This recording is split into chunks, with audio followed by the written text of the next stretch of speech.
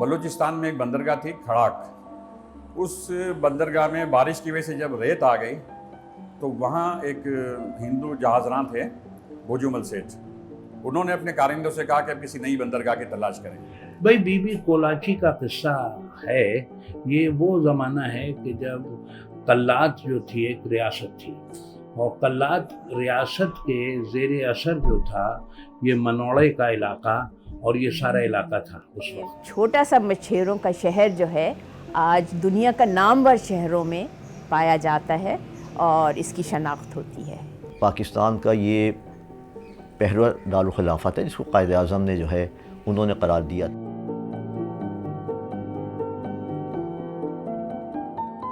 कराची में हाँ एक चीज़ है जो पूरे पाकिस्तान में नहीं है, वो समंदर है और इस समंदर के गिर्द हमारी बहुत खूबसूरती है। इसको हमें बढ़ाना है और यहाँ पे थोड़ा सा और काम करना चाहिए। जब तक कराची में सयाह आते थे, यहाँ पोर्ट पे जो जहाज़ रखते थे उसका क्रू इस शहर में नज़र आता था।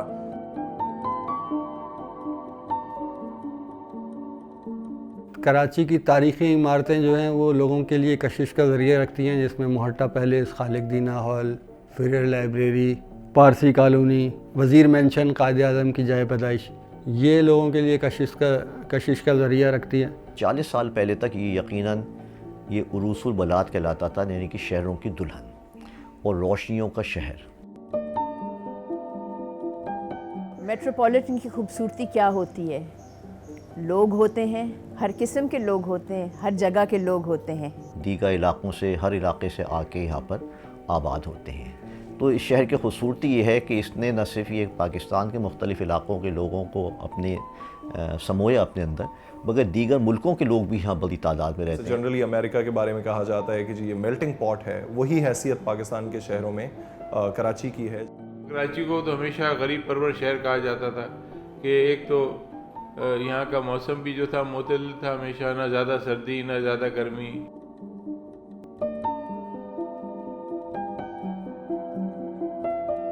कराची से मंसूब है वो ये कि जी यहाँ से बहुत सारी तहरीकें उठी हैं।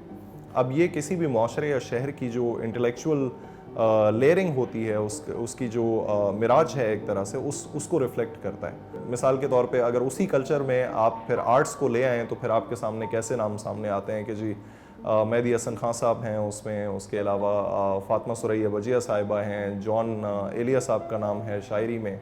और अगर in terms of contributions and services जो मैंने बात की कि जी कराची ने बहुत दिया है लोगों को, और आज भी दे रहा है। बेशक जो भी कराची की अपनी हालत है उसमें अब्दुल सत्तार ईदी से बड़ा नाम कौन हो सकता है जी।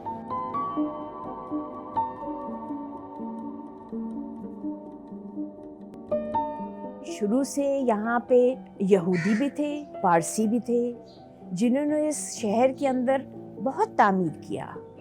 मुसलमान आए, यहाँ पे मुग़ल आर्किटेक्चर भी है, यहाँ पे गॉथिक आर्किटेक्चर भी है जो अंग्रेज़ लेकर आए, उनकी भी यहाँ पे सखाफ़त है।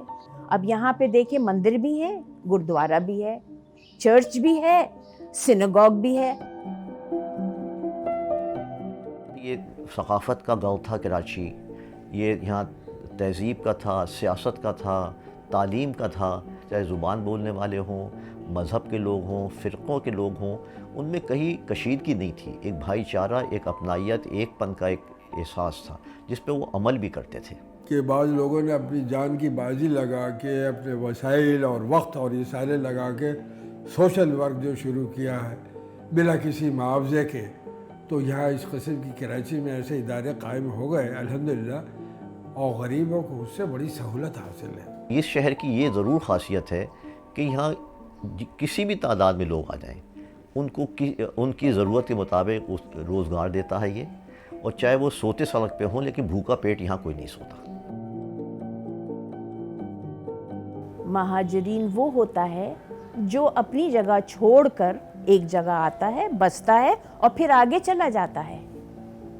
तो महाजिर वो है जो यहाँ पे आया, उसने दिया और वो आगे गया, और महाजिर आते रहेंगे और महाजिर जाते रहेंगे। तो हम सभी महाजिर हैं। अब्दुल कदीर ख़ान हैं, यानी जिसे भोपाल का मामला है, तो ये भी हिजरत करके कराची आए थे।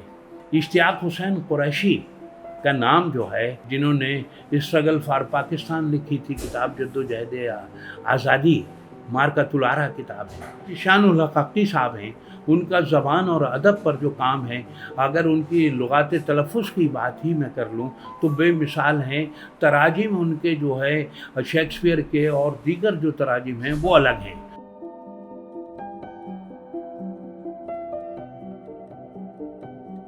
यहाँ पे दिमागी तौर पे आज़ाद ख्याल लोग बहुत थे, वो उस हिसाब से अपनी चीज़ें भी किया करते थे, नाच गाना था, म्यूज़िक था, बहुत सारी चीज़ें थी। आहिस्ता आहिस्ता ये बदलती चली गई, लेकिन इसके बदलने से हमने और भी बहुत सारी चीज़ें सीखी हैं। अगर माजी का जो पीरियड मैंने आपको बताया 1950 से 1977 तक का जो दौर है, वो कराची का बेहतरीन दौर था, जहाँ इसकी इल्मी, अदबी, सकाफ़ती हर तरह की सरगर्मियाँ अपने उरूज पे थी।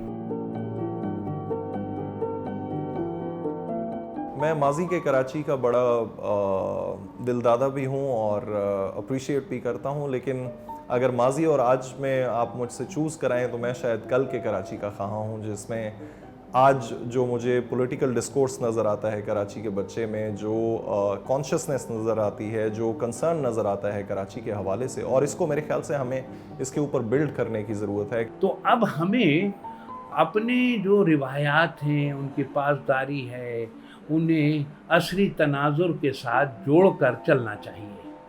अगर हमारे पास असर नहीं है, ज़माना नहीं है, तो हम जो है ख्वाब गफलत में हैं और ना अपने लिए मुफीद हो सकते हैं, ना दूसरों के लिए हो सकते हैं।